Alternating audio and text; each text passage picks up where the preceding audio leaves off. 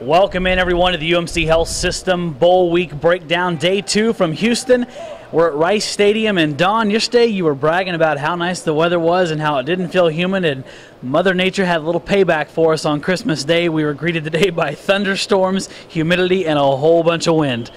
Yeah, but you know what? The good thing is it's still 72 degrees here at Rice Stadium. So down below us, the Texas Tech Red Raiders are getting in some good bowl preparation for Friday's game against Minnesota. Although, as you said, we've been out here for about 45 minutes to an hour today, and we've seen all different variations of weather, have we not? Yeah, Nick, back in Lubbock, they got a white Christmas going on, and we have tornado warnings. Yeah, it's been a little bit different. Just want to say a very Merry Christmas to everybody. And, you know, like you said, Lubbock, white snow, and here we had rain and all kinds of interesting weather. But, you know, it cleared up long enough for Texas Tech today to get in its full practice as they get Day 2 under their belts in preparation for Friday's game against Minnesota. And, hey, we got a couple of nice features for you, so stay with us here. We'll be right back on the UMC Health System Bowl Week Breakdown from Houston.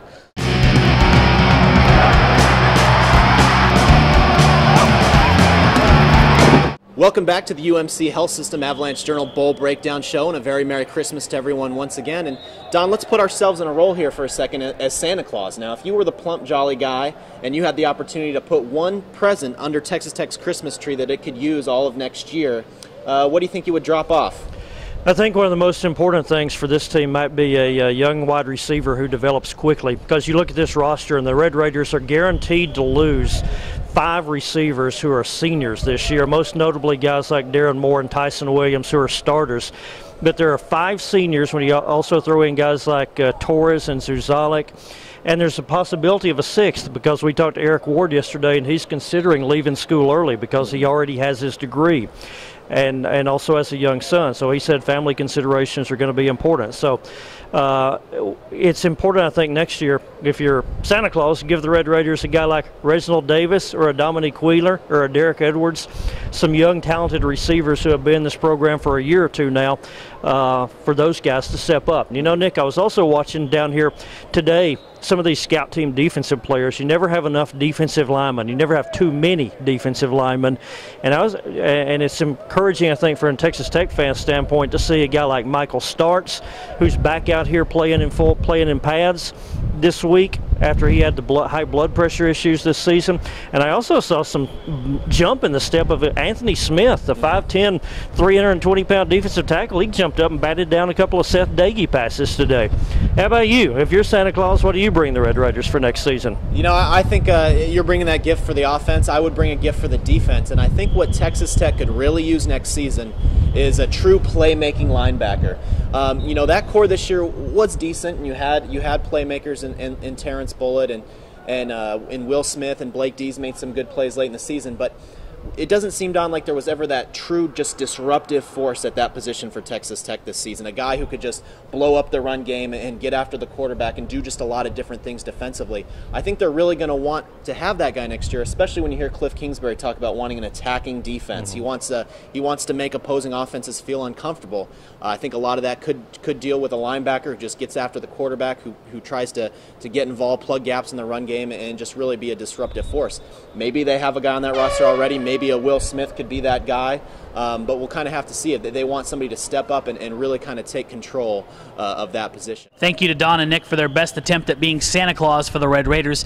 Now we're going to turn our attention to something that's on the mind of several of these kids on this football field right now, and that's what is life like after football, or what is life like going to be continuing into football. Our own Nick Cosmiter caught up with a couple kids this week on what lies ahead for the Red Raiders. For some Texas Tech seniors, Friday's Meineke Car Care Bowl at Texas will be the last time they put on shoulder pads and a helmet.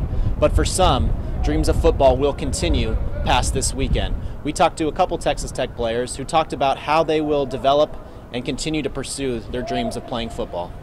Well, you know, I got a couple places in mind.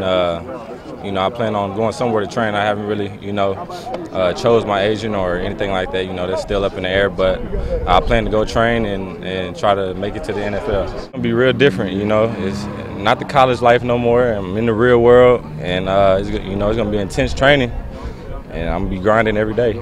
Well, you know, I've invested a lot in this football or in this game, and I feel that, you know, I need to pursue, you know, a professional career, and and I don't know where that's going to take me. But that's what I'm gonna try to do. I'm gonna give it my best, and if it doesn't work out, it doesn't work out. But that's the plan. Nothing's known past this part. You have a plan, like you said, up to this point.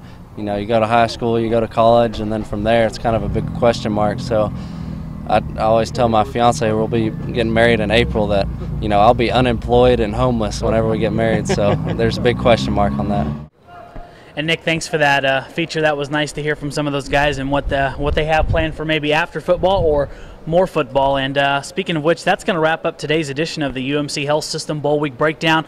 Stay locked into us because, guys, I think we got some fun tomorrow coming, don't we? I think we've heard a rumor of maybe rodeo competition for the football team, something like that, yeah. Nick?